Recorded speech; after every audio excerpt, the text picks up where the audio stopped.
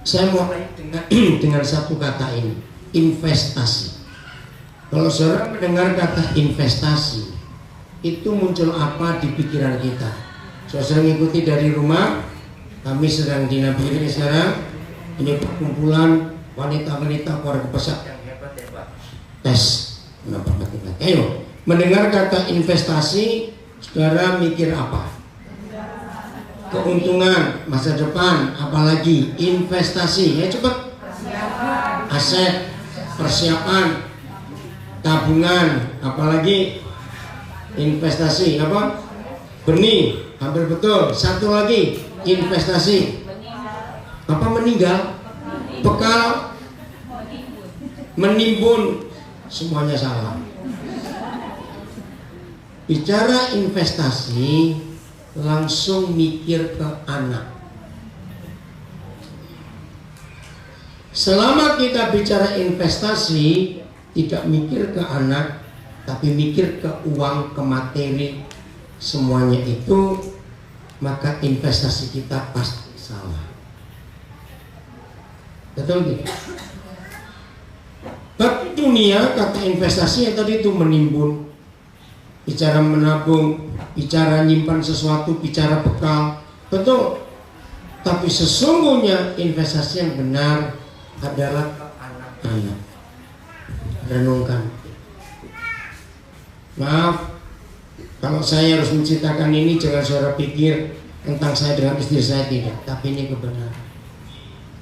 Kalau Roh Kudus tidak memberi saya pewahyuan firman tentang investasi, itu adalah anak, maka semua pelayanan pendidikan di Pesak Papua ini nggak akan jadi. Kenapa begitu? Nah, seperti semua orang tahu, kami menikah tahun ini tahun yang ke-27, tapi kami nggak punya anak kami.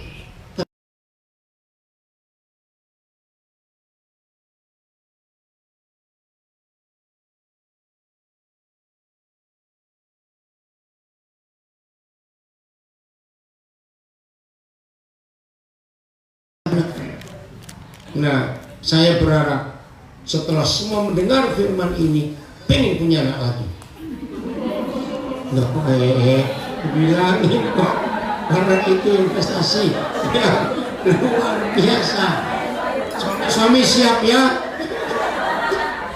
Nah, serius, anak itu investasi yang luar biasa. Oke? Mari kita buka ayatnya, Matius 13 ayat 44. Ngomong apa itu bapak-bapak di sana? Nggak dengar saya, ada ngomong apa?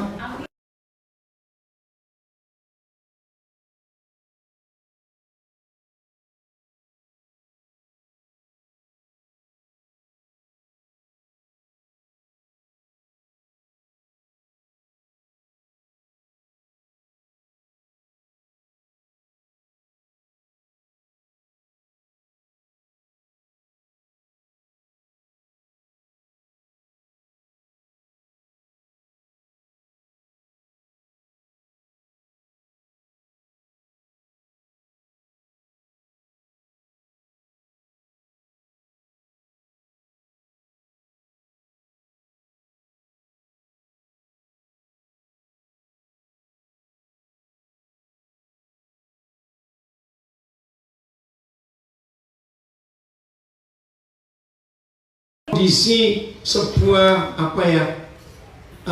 istana atau apa, itu hanya Tuhan Yesus. Hal kerajaan surga itu seumpama harta terpendam di ladang.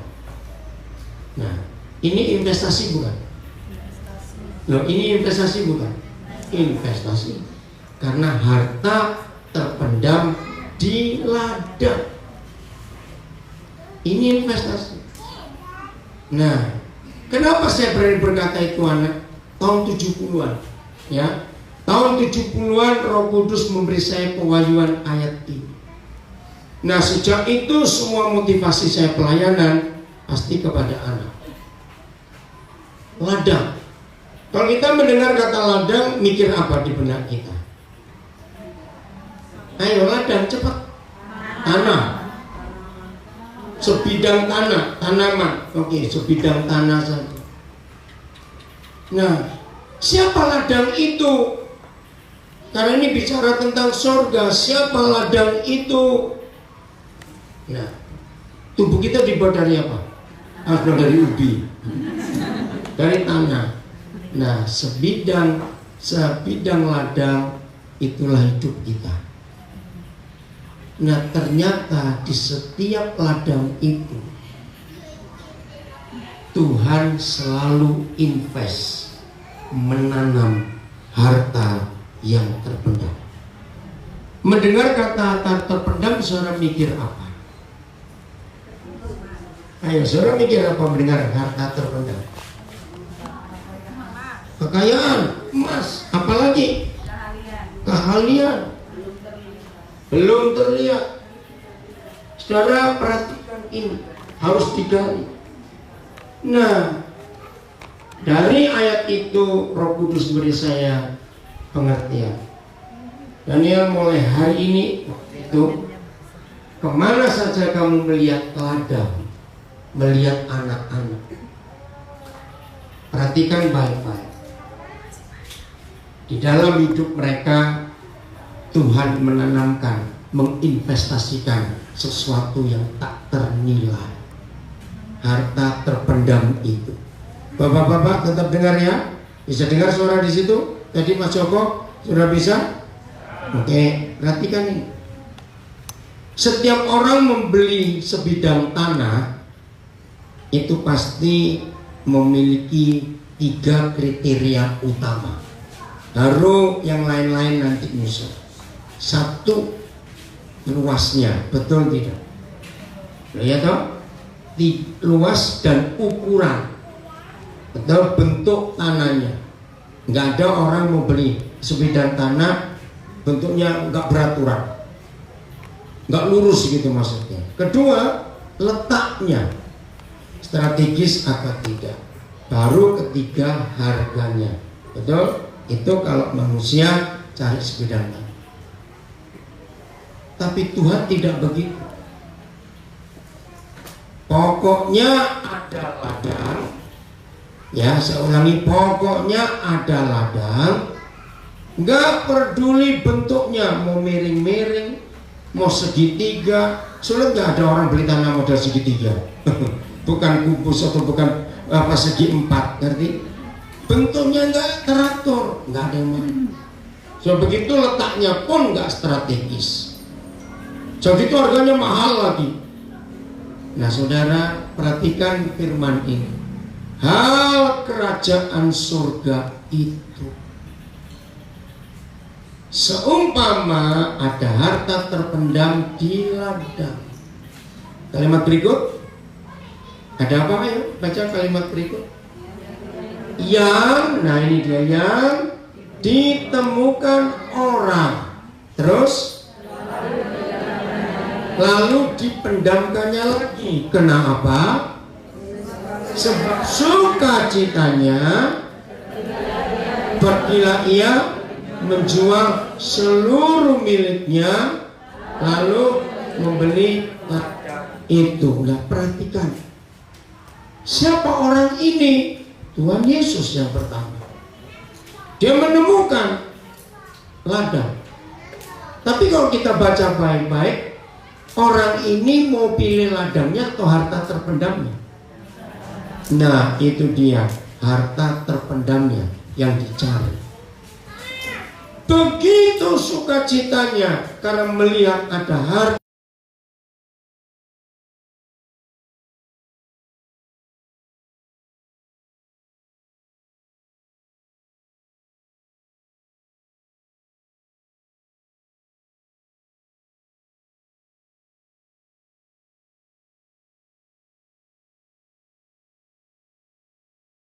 Kandung maupun yang tidak.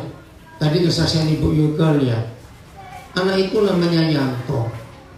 Saya juga sampai sekarang lupa saya ketemunya di mana dengan anak ini. Pokoknya anak ini kacau hidupnya waktu itu. Nah, setelah sekian waktu akhirnya dia bertobat.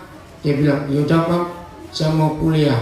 Mau kuliah apa? saya mau jadi perawat. Bagus kalau mau jadi perawat. Nah, ini masuk SPK di Nabire sini. Nah, itu yang yoga yang urus itu. Sekarang dia jadi orang hebat. Saudara, anak-anak kita harus kita lihatnya bukan yang sekarang. Pelan-pelan saya katakan kalimat ini, para suami yang hadir, dengar. Anak-anak kita tidak boleh kita lihat yang sekarang.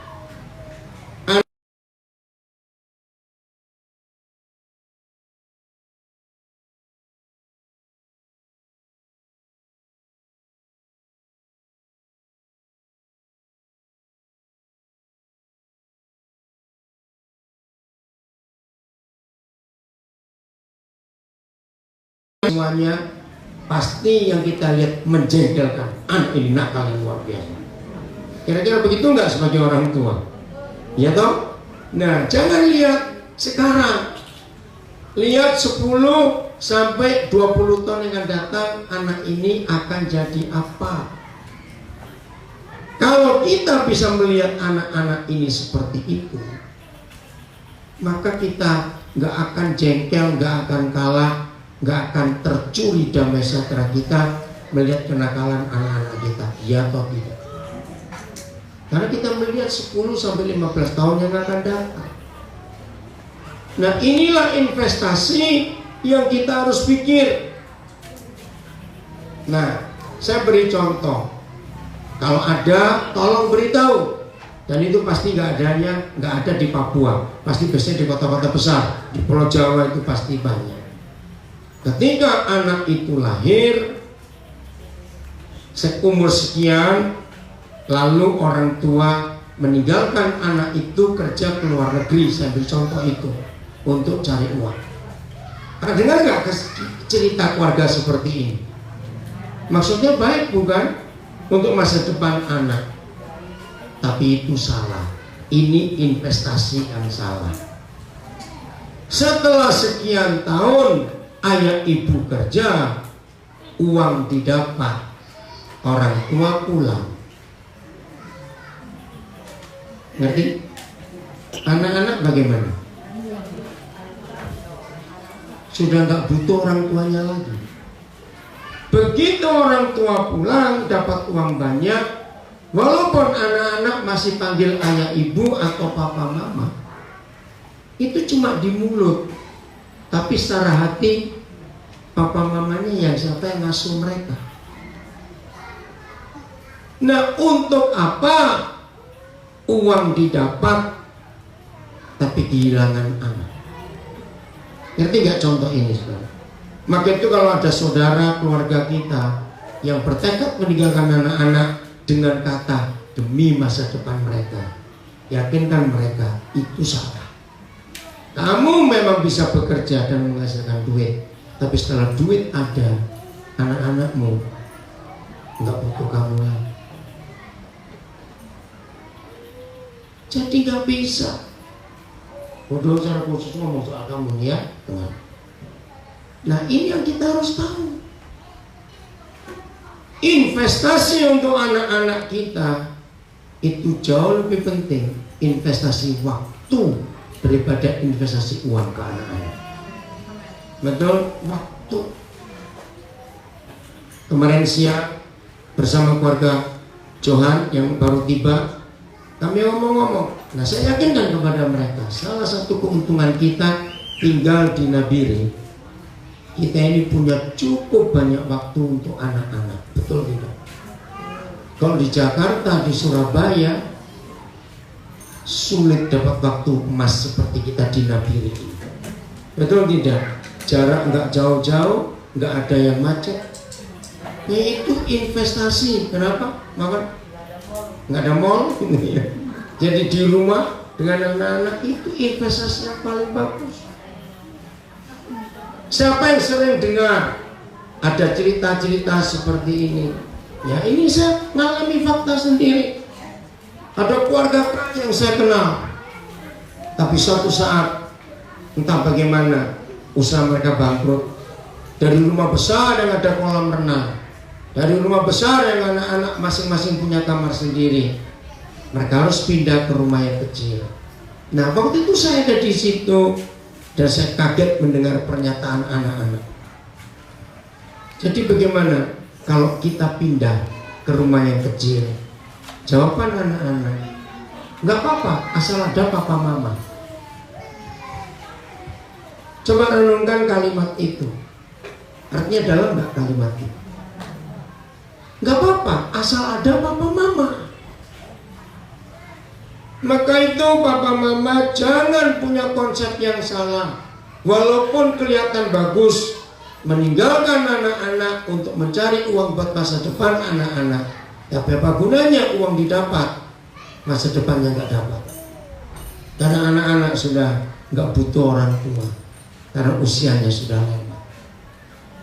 Maka itu penting sekali. Mari kita lihat ayat yang berikut.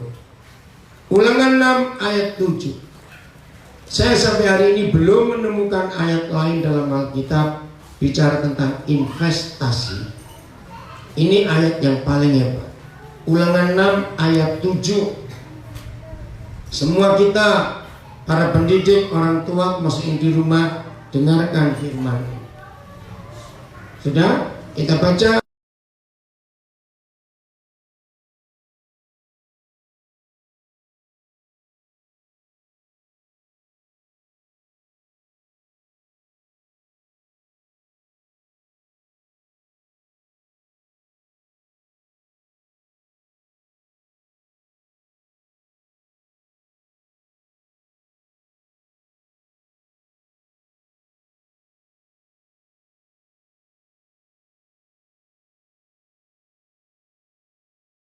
Itulah investasi. Ayo jujur, berapa hal yang kita ingat waktu kita masih kecil, mama atau papa kita atau nenek kita ngajar sesuatu dan itu nancap sampai hari ini di hidup kita. Ingat kalimat ini.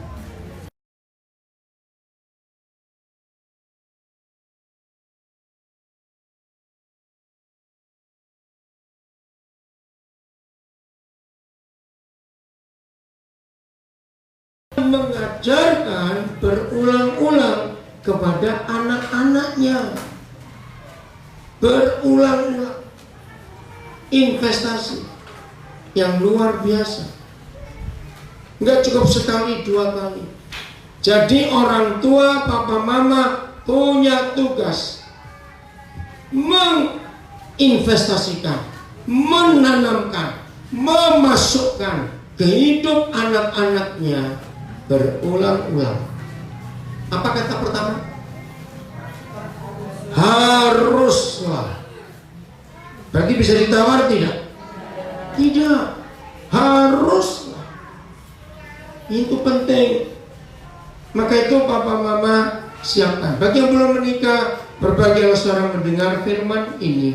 Sebab satu hari saudara menikah, saudara punya anak, saudara siapkan dia.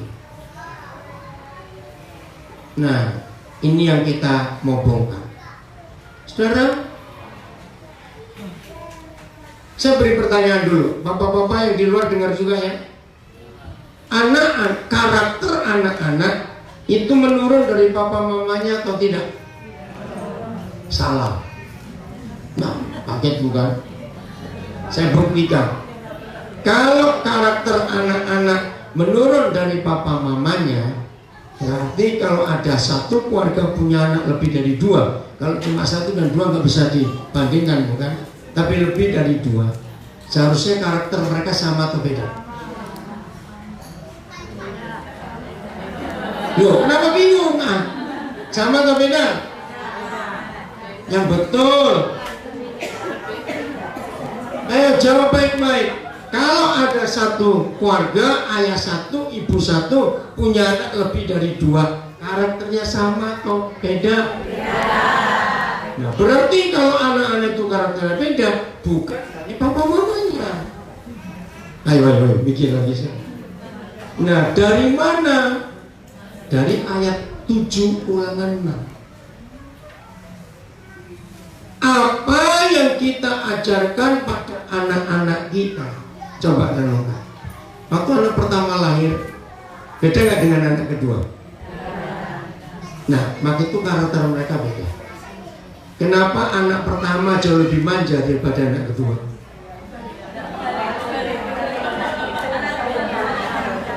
Anak pertama selalu lebih manja dari anak kedua karena papa mamanya baru punya mainan baru.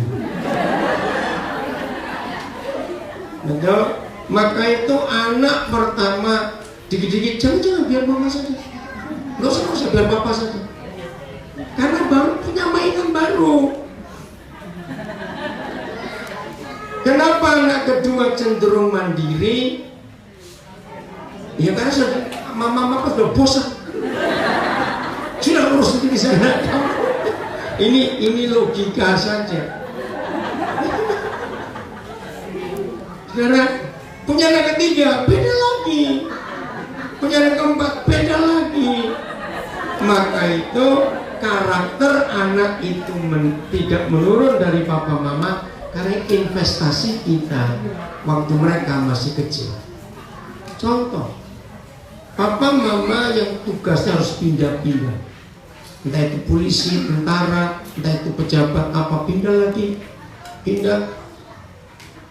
Anak-anak mereka akan beda semua karakternya. Betul?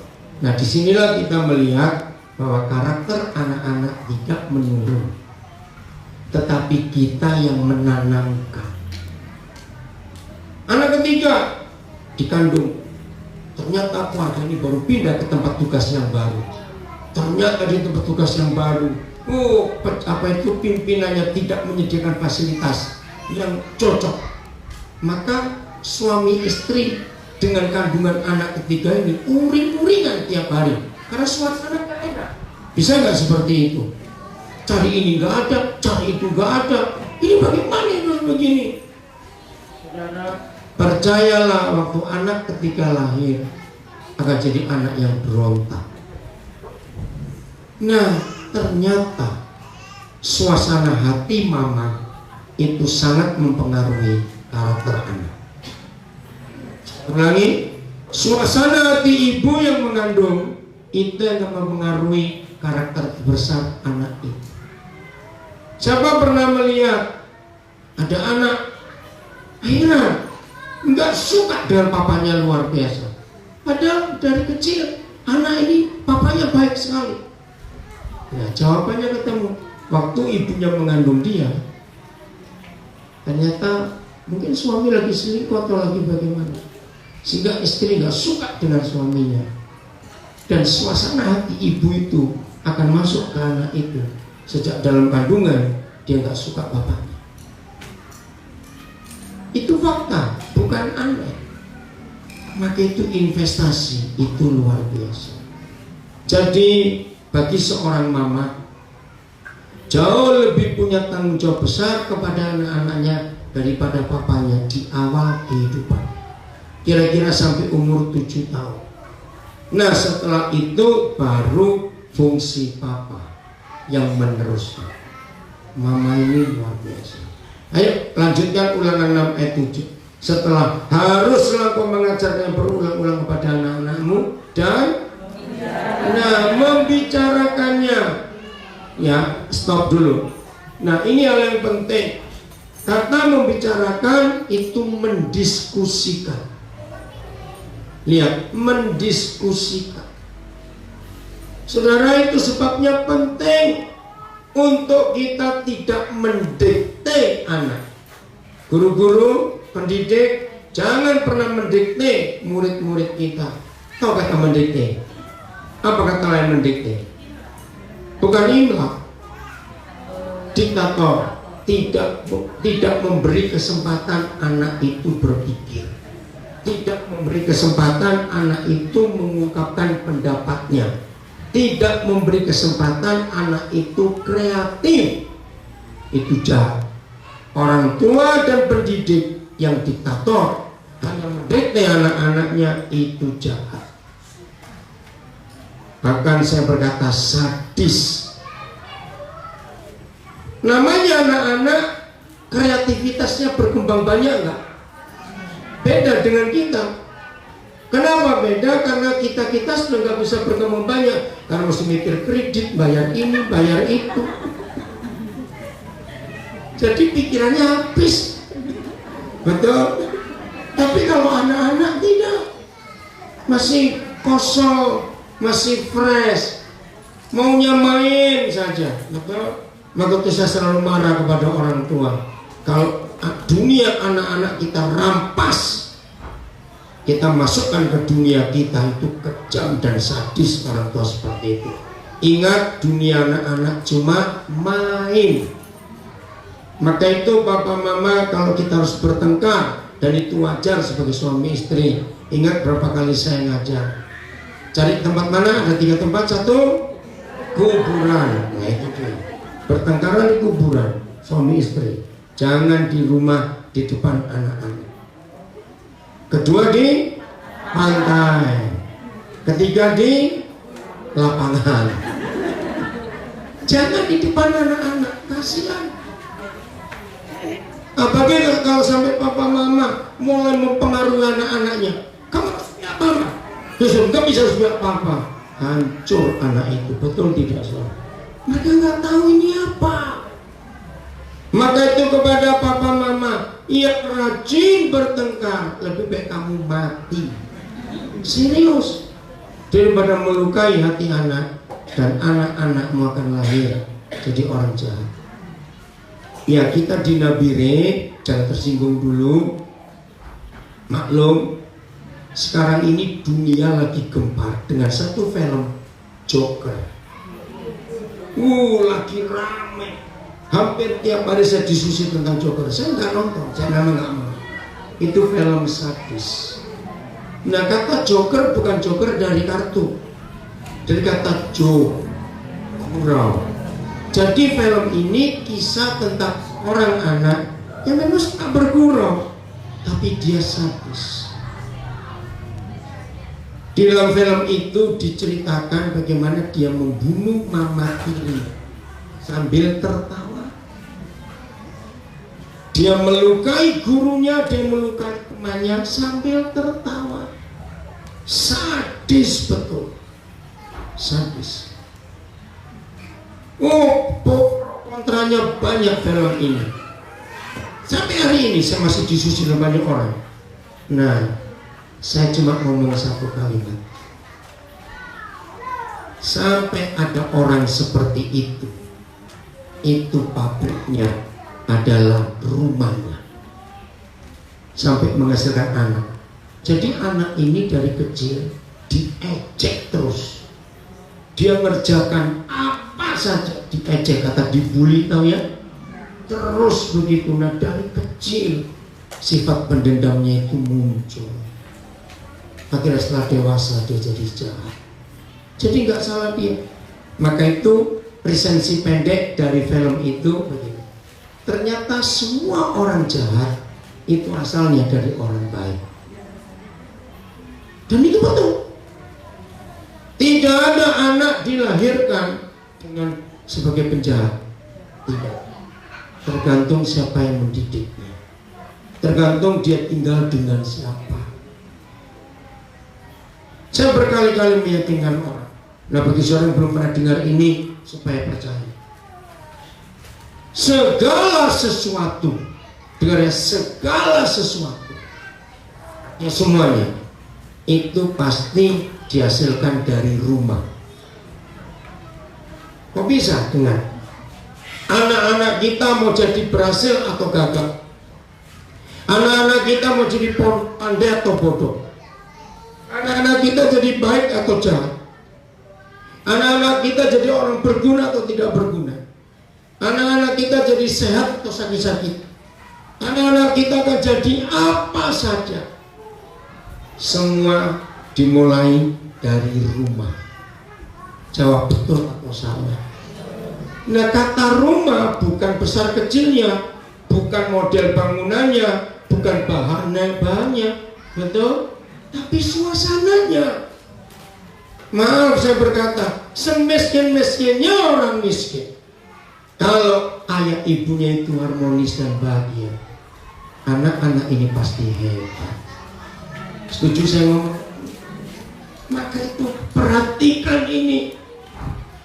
Maaf saya seringkali kalau bicara itu kasar. Sudah miskin, rumah jelek, hidup berantakan. Mengerikan nggak kalau begitu? Maka itu tolong suami istri selalu ada pengampunan dalam hidup kita.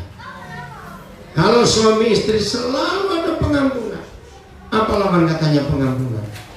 Bukan tidak mengampuni, bukan dendam. Salah. Lawan kata mengampuni itu menuntut.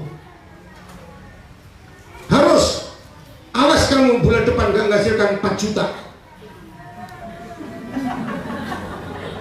Maaf, jangan tersinggung. Biasanya yang suka nuntut begini yang siapa yuk? Coba jawab, ayo jawab pura-pura. Ayo, siapa suka nuntut begitu? Suami atau istri? Cepat. Nah itu bertobat istri. Iya, memang tidak semua. Siapa bilang semua? Pak Harto, istrimu tersinggung itu. Siapa bilang semua? Bu Harto nggak dengar baik-baik saya ngomong. Ini mabok yang satu. Oh gitu. Betul? Nah, saya ulangi. Ketika suami istri murah pengampunan.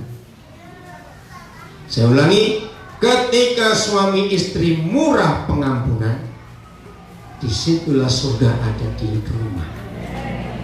Amin. Setelah suami istri hentikan tuntutan.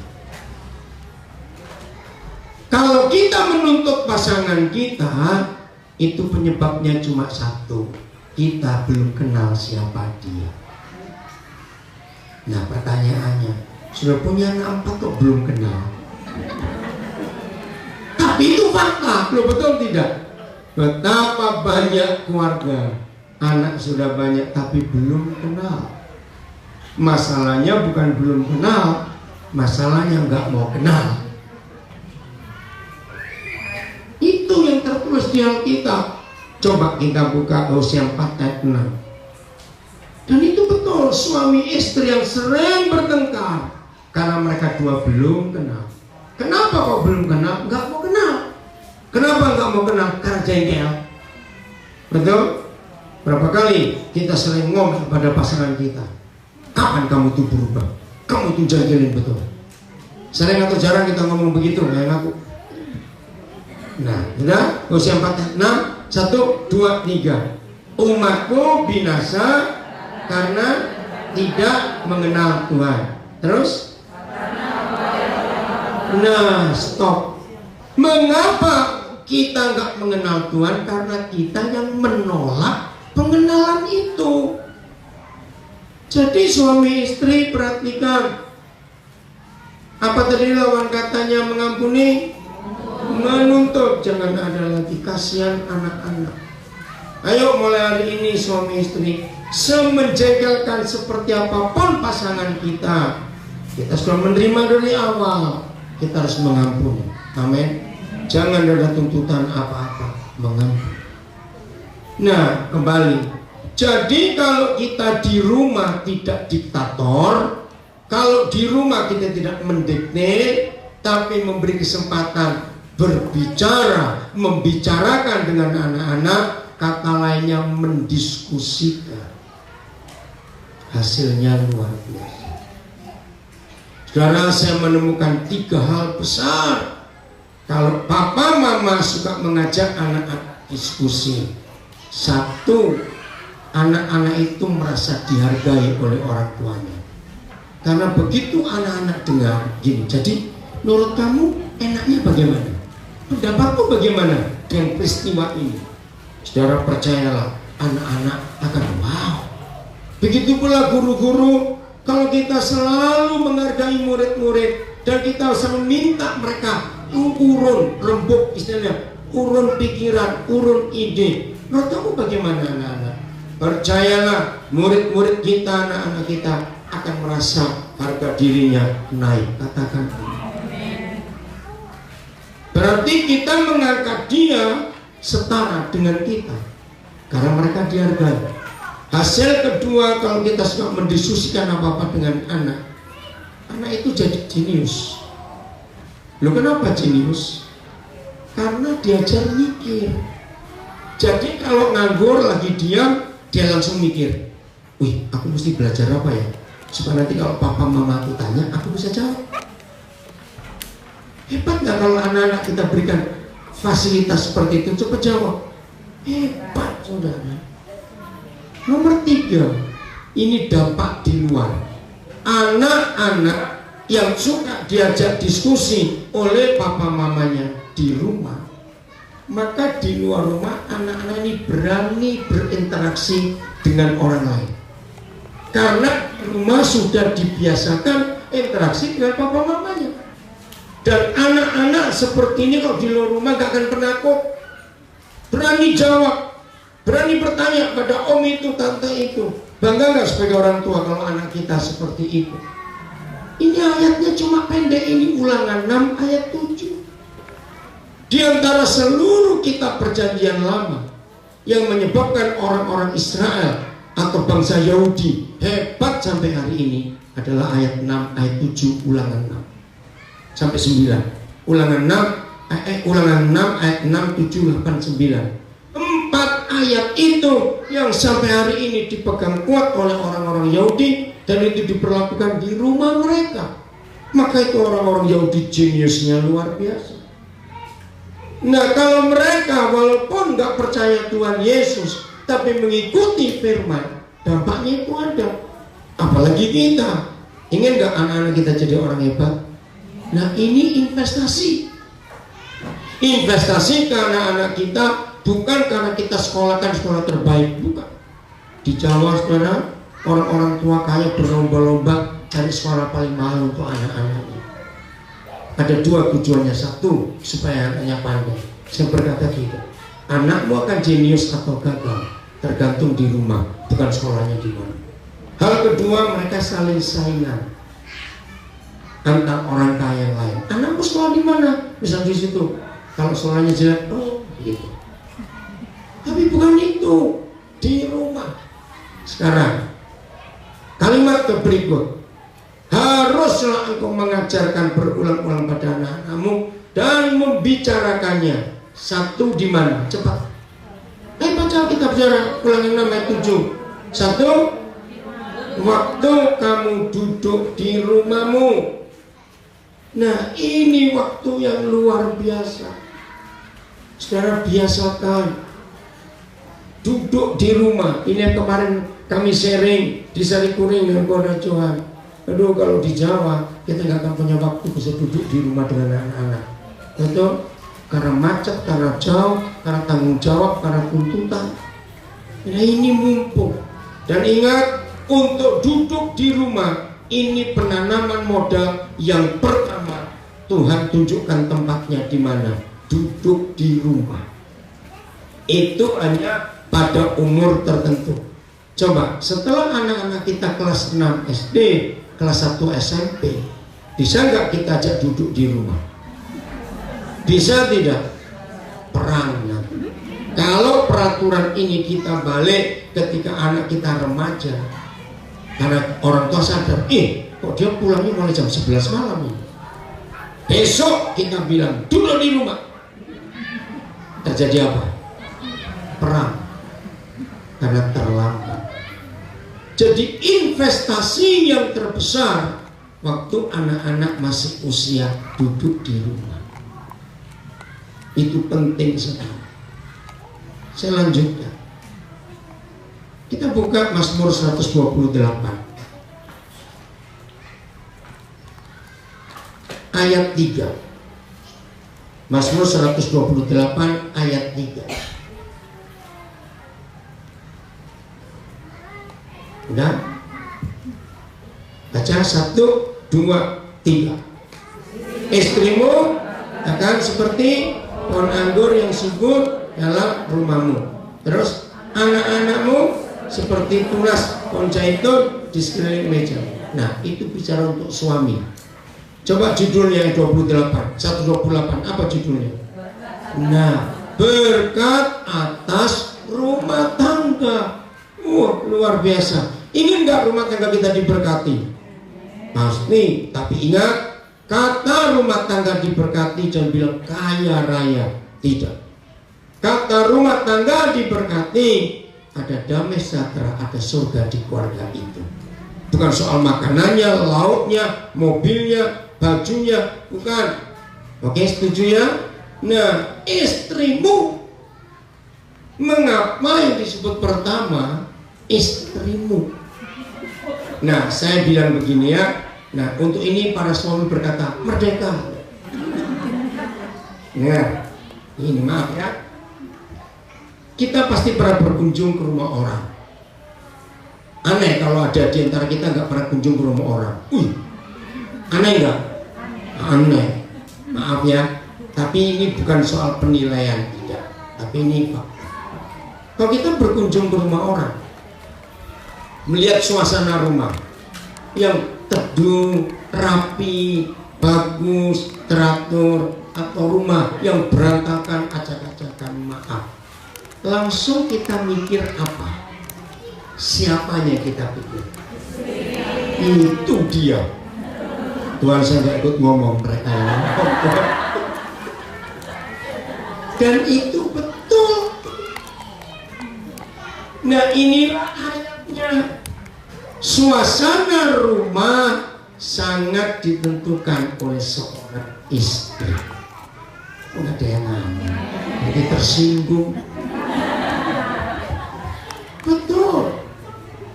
Jadi melihat keadaan apapun, istrinya, istrimu seperti pohon anggur yang subur, anak-anakmu seperti tunas pohon zaitun di sekeliling mejamu. Ini bicara rumah tangga luar biasa. Oke, kita buka Mazmur 104 ayat 15. Apa itu pohon anggur? Apa itu pohon zaitun? Jelas Alkitab ini mengajar. Nah, inilah bentuk investasi. Kalau papa takut akan Tuhan, seperti ayat 1 sampai 2 di Mazmur 128, lalu mama seperti pohon anggur, maka surga ada di keluarga itu. Amin. Jadi suami istri punya fungsi yang berbeda tapi satu. Ayo baca ayat 15 104. Mazmur 1, 2, 3. Ya, stop dulu. Anggur yang membuat hati bersukacita. Ada nggak yang bawa terjemahan baru? Bahasa sehari-hari atau apa di Alkitab? Saya ingin tahu ada kata lain nggak soal anggur, ini penting. Ada? Anggur yang menyukakan hati manusia. Siapa pohon anggur tadi? Loh, masa lupa? Siapa pohon anggur tadi? Istri. Oh ya, Priska, sebelum lupa, itu kapan tanah itu dibersihkan? Cepat. Harus cepat. Kata siapa? Pak Edi siapa? Saya temu. Masa? Pak Edi ada nggak? Ada. Orangnya sudah nyuruh sebabnya. Ya udah, nanti kita diskusi. Kayak Priska cepat balik. Jadi siapa pohon anggur? Istri. Ada kata lain bersuka? Ada terjemahan lain nggak? Siapa yang bawa siapa? Oke, silakan Bu Julia. Ulang, enggak dengar? Benar. Engkau yang memberikan anggur kepada kami.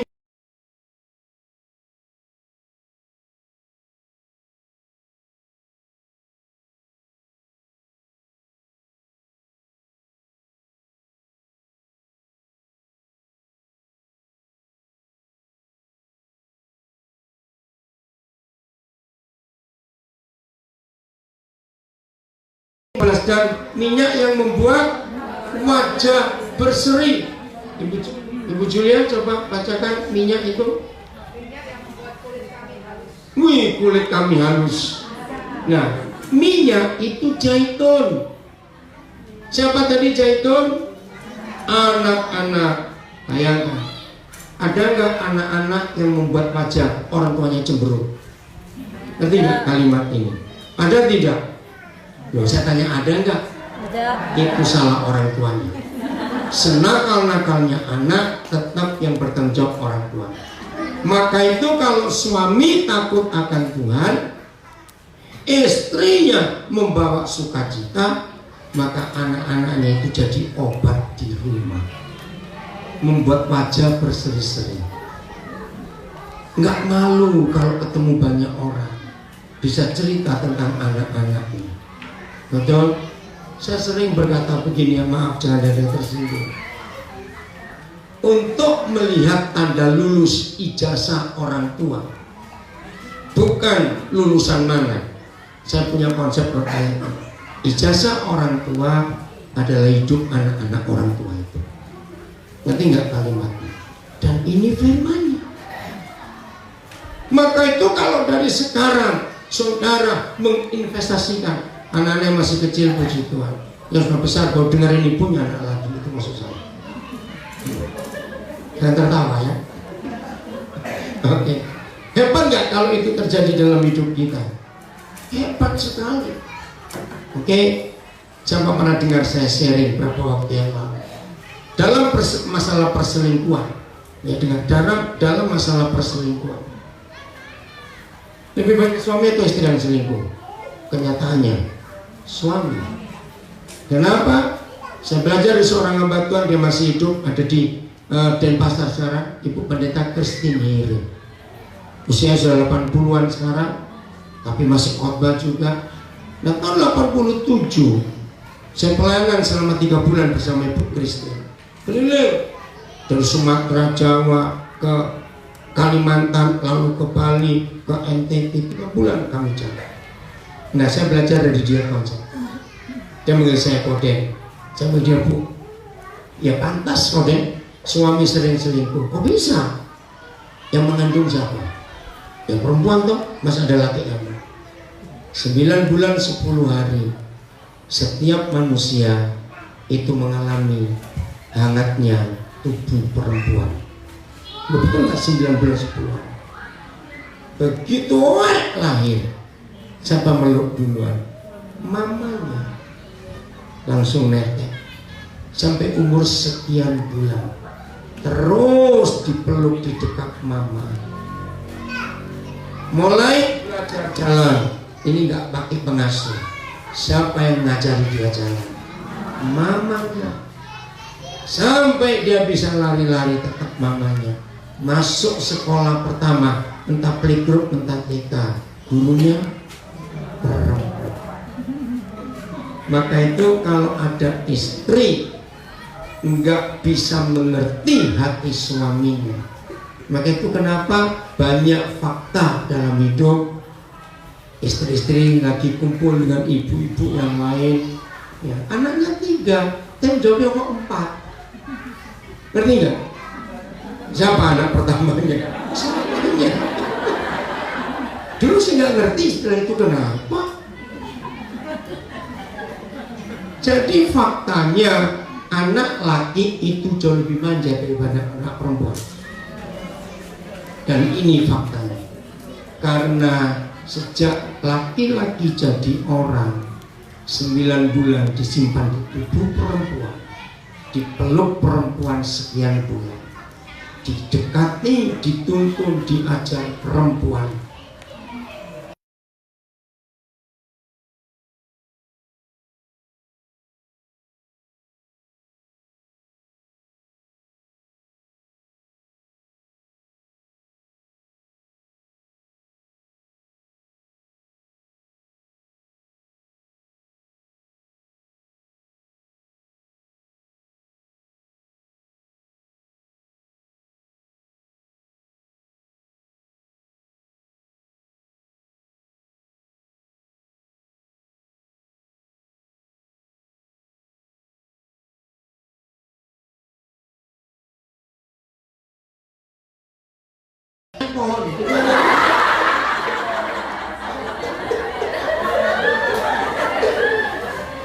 Luar biasa bukan kalau kita lihat fakta ini.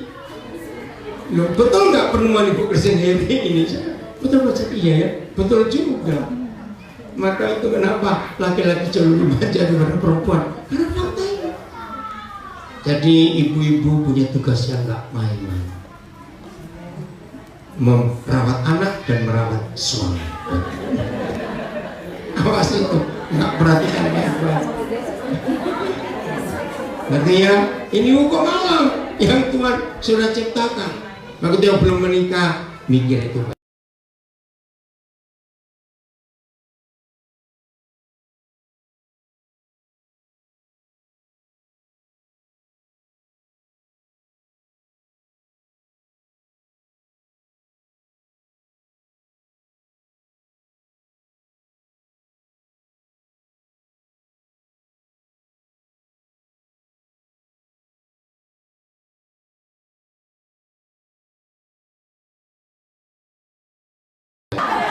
Ya kalau ada istri disiksa suami, suruh aerobik, olahraga, jogging supaya langsing, laporkan saya suamimu. Nanti suamimu saya doakan supaya dia yang hamil dan punya anak. Loh, kenapa begitu? Karena secara medis, secara fakta, hormon perempuan lebih cepat melari pada hormon laki-laki. Ya kecuali ibet, salah hormon dia.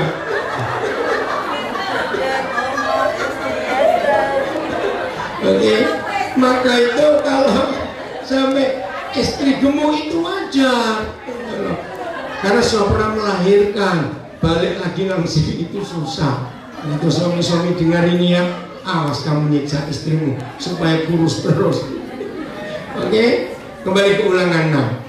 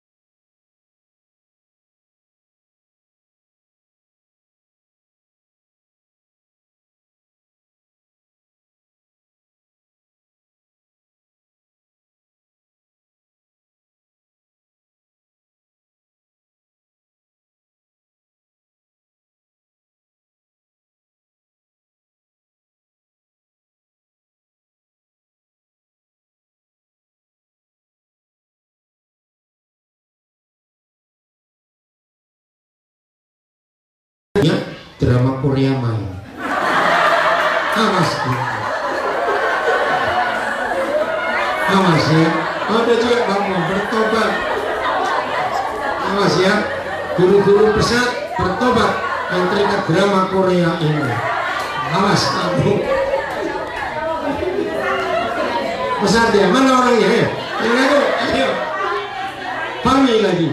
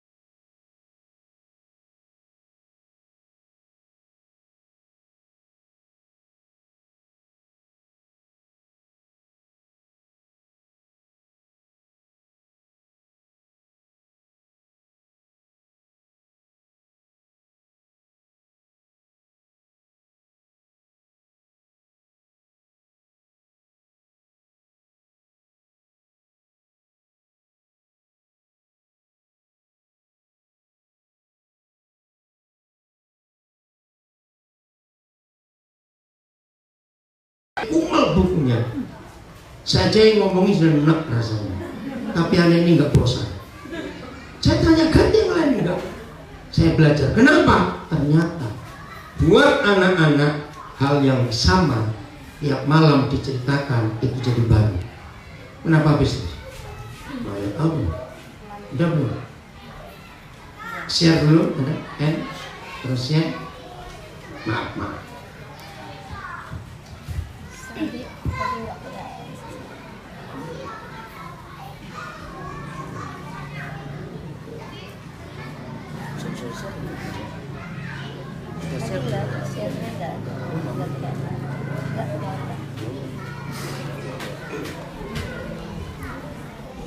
Jadi ini investasi yang luar biasa yang Tuhan percayakan kepada kita. Ini hebat sekali. Udah ya. Jadi tidur, sebelum tidur mereka minta cerita, jangan dientengkan. Itu hak mereka. Penting sekali. Tempat keempat di mana? Waktu mereka bangun.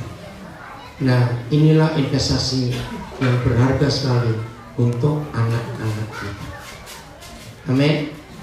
Mau kita mengalami perubahan mulai hari ini. Minta maaf kepada anak-anak kita kalau kita pernah menyakiti mereka.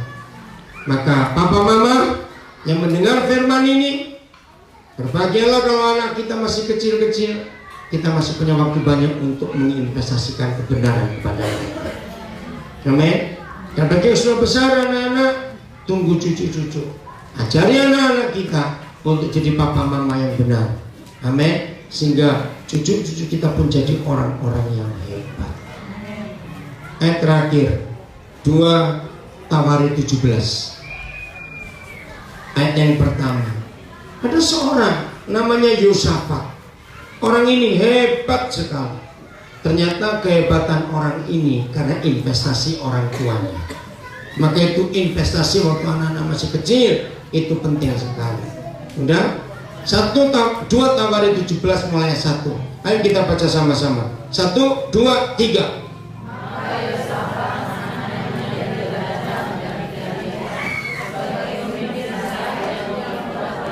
Nah, lihat, sebagai pemimpin Israel yang menggantikan bapaknya jadi raja, itu memperkuat dirinya. Jadi kalau pemimpinnya bisa memperkuat pemerintahnya, rakyatnya bagaimana? Kuat, sejahtera. Kok bisa? Lanjut. Ya, dan menempatkan terusan ini sistem pemerintahnya terus di semua kota pendudukan. Terus, nah, ayo lanjut, baca sama-sama. 1, 2, 3. Ayo, mana suaranya? Saya nggak dengar, saya harus ngomong. Ya, lanjut. Dan menempatkan pasukan di awas, nih ada lagi ada rekaman, kamu minggir. Gimana? Oke, lanjut. Ayat berapa? 2, 3. Ayo, 1, 2, 3. Nah, stop dulu. Mama-mama, papa-papa miliki fakta ini. Yang membuat anak-anak kita hebat sampai tua, siapa yang menyertai dia? Katakan amin. Berbahagialah kita orang tua kalau Tuhan Yahweh yang menyertai anak-anak kita. Karena ada kata karena atau sebab sebelum kata itu. Nah, kalau ada kata karena menunjukkan apa? Sebab akibat. Mengapa Yosafat hebat? Mengapa dia jadi begitu? Karena ada penyertaan Yahweh dalam hidupnya. Terus. Nah, ada karena lagi ya.